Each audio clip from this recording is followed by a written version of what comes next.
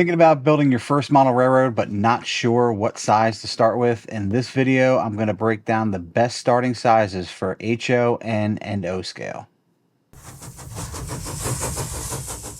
Welcome back. My name is George. This is the Model Railroad Show, and if you're new here, I cover tips, tricks, and inspiration about model railroading. So hit that subscribe button and ring that bell so you know when I upload future videos. Got things a little figured out. You're going to start that model railroad. You don't know, what size you want to start with, but you have an idea of the scale that you're going to go with.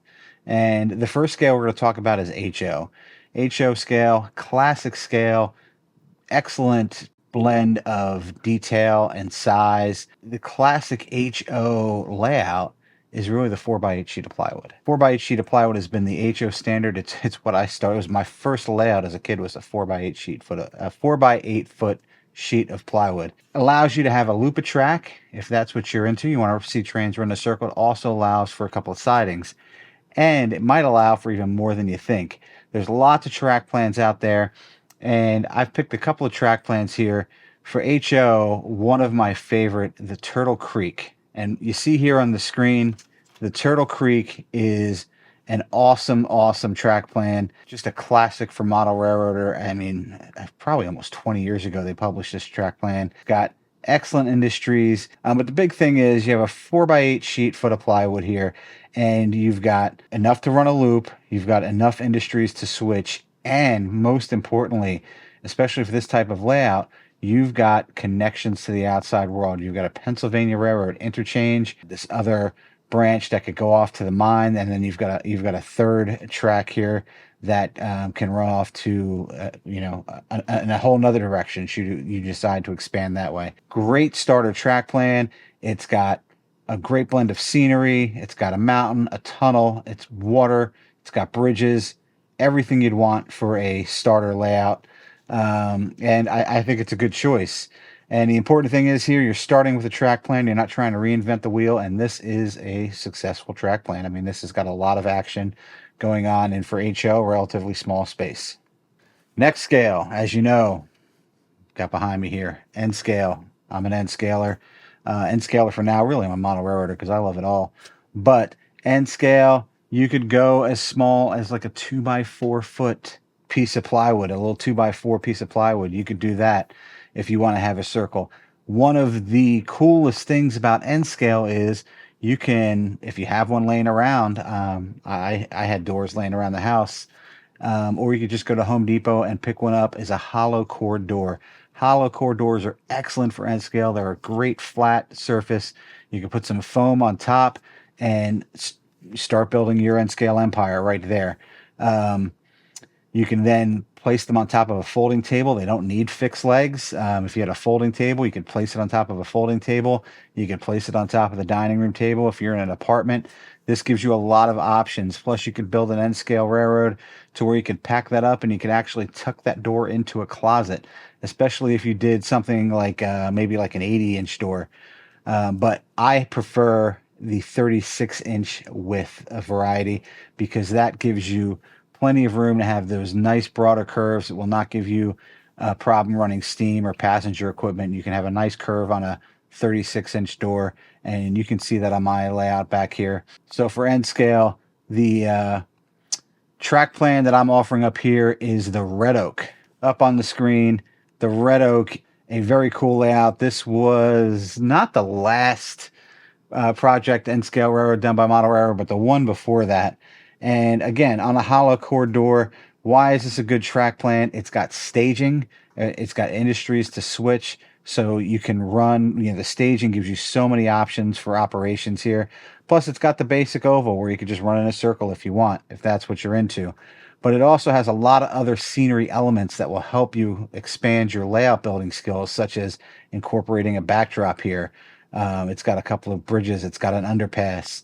So it's not necessarily a perfectly flat Midwestern type of scene here. Of cool track plan. It's got, with the staging in the back offers plenty of illusion that it connects to the outside world, even though it doesn't actually have a track that runs off. I'm sure you could always adapt that onto that staging yard. With an end scale, on a layout on a door, you can have that whole operation right there. It's really great. Compact. You don't need a whole room to do it. This layout might take you longer to complete than you may realize, but it is something that is accomplishable. All right, especially for your first, layout coming out. O scale. I love O. I don't necessarily have any intention on building an O scale layout right now, although I would love to. This is an expensive hobby, and I am elbows deep in N. And really, my next layout I know is going to be HO, and we're going to do a little series about kind of the research and stuff that I'm doing for that layout already, even though I think, a ways off from building that. But O is, we're getting big. Like, the minimum you could use is a 4x8 sheet of plywood, probably. Maybe you could do it with a 4x6 sheet of plywood to just have a circle to run trains and O, and then build some scenery up around that. So this is like, you're just getting to know, you're kind of testing the waters. Like, that's the scale. Maybe you're nostalgic about it, and this is the type of trains that you just want to model. Maybe that's just what you love.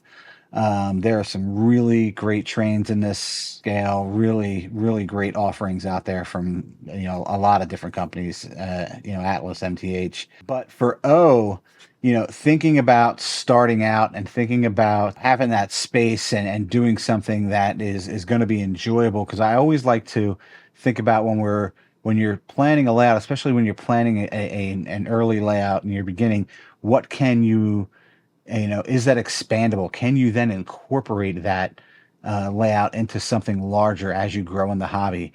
And as you'll see right here, the O scale track plan I picked is actually a shelf layout.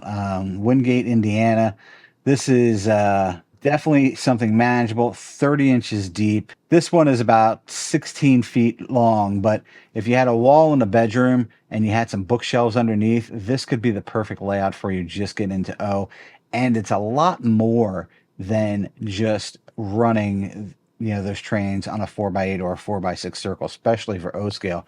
The whole reason you're getting into O scale is, that detail, and to see these big trains and the detail of the buildings. I mean, in my opinion anyway, a lot of O scalers I know just like to see trains just run. For this type of space that we're talking about and starting out to get into O, I think a shelf layout would be the way to go. This offers, optional staging if you don't, need it.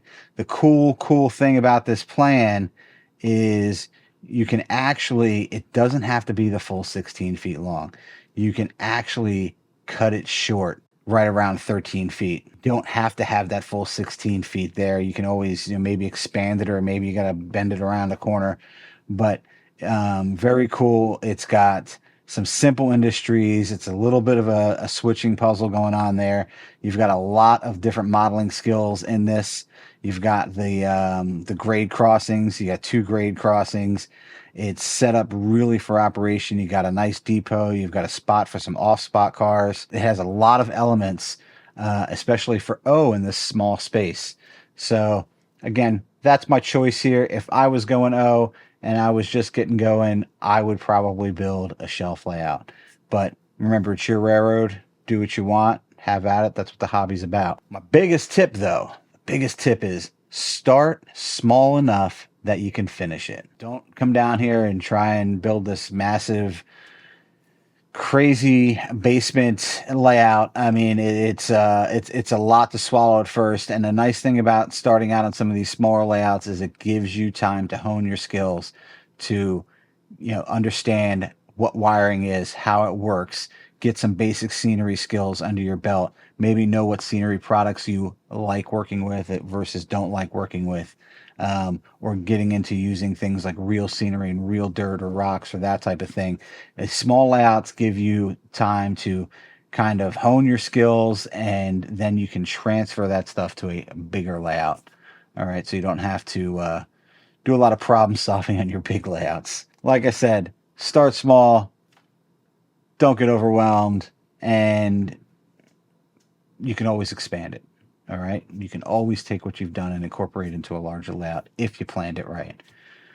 All right. So thanks for watching. My name's George. Hit that subscribe button, ring the bell, give me a thumbs up if you like this video, and let me know. Let me know what your first layout was. All right. If you're watching this and you've already started, and I'll catch you in the next one.